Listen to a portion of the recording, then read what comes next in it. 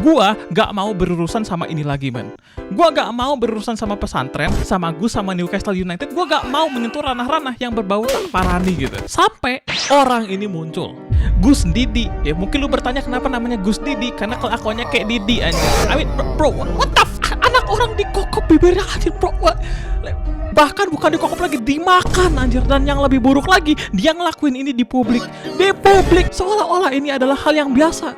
Bro, kalau ini adalah hal yang biasa dipertontonkan di depan banyak orang, kayaknya kita harus legalisasi public execution. Halo, semoga kafein dan selamat datang di Radio Nasib. Dimana please lah ya, jangan normalisasi hal kayak gini. Nyium-nyium anak orang, otak-otak. Nah biasanya kalau kita tanya gitu kan, alasan mereka melakukan ini ke anak kecil itu tuh karena gemes. Nah gue sebenarnya orang yang gak terlalu suka sama anak kecil ya. Anak kecil tuh biasanya annoying, berisik, apalagi kalau udah nangis ya. Bawaannya pengen gue tendang aja. Jadi kayaknya gue gak bakal ngerti rasanya gemes ke anak kecil tuh kayak gimana. Tapi dulu ya, waktu gue masih kecil, gue inget banget pipi gue tuh pernah dicipok, dikemek-kemek sama temennya emak gue. Dan itu adalah salah satu pengalaman paling gak enak yang pernah gue alamin. Makanya sampai sekarang gue gak bisa lupa anjir. Dan gue yakin anak-anak yang lain juga gak ada yang suka digituin ya. Jadi tolonglah yang merasa otaknya lebih terdevelop mikir gitu. Lagian di negara apa yang nyium anak orang itu wajar, men? Selain di sini ya, di sini emang anomali aja gitu. Like serius.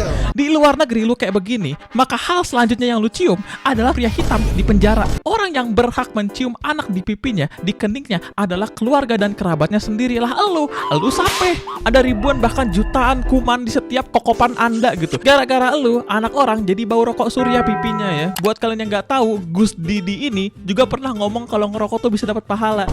Edan emang mikirnya pakai pantat. Nah karena kejadian ini viral kemana-mana ya, tentu netizen juga udah mulai ngasih tahu. Sampai-sampai Gus Didi ini akhirnya memberikan respon ya, mungkin bisa dibilang klarifikasi. Dan terakhir kali gue melihat respon dari seorang Gus, otak gue blue screen anjir ya. Isinya antara pembenaran diri atau enggak kagak ngaca aja gitu. Tanggapannya dia ngebantah melakukan hal ini, menganggap konten seperti ini adalah bentuk fitnah terhadap dirinya gitu kan. Dia juga bilang kalau dia akan terus bersabar dan ikhlas gitu.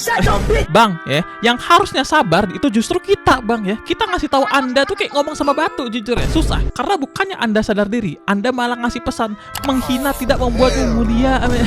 Oke, yang pertama nih bang ya, gak ada yang mikir menghina orang itu bisa bikin mulia, gak ada. Gue gak tahu gimana caranya lu dapat kesimpulan kayak gini. Yang kedua, mereka gak menghina, mereka sedang mengingatkan Anda karena Anda melakukan sesuatu yang hina. Dari dulu gue bilang gitu kan, ngasih tahu orang kayak gini tuh susah. Kritik kita itu tuh dianggap sebuah penghinaan. Tapi sekarang ya, dia udah bikin klarifikasi lagi.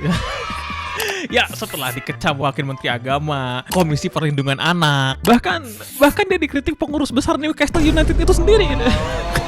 Ya iyalah gitu, ya iyalah klarifikasi lagi, masa enggak.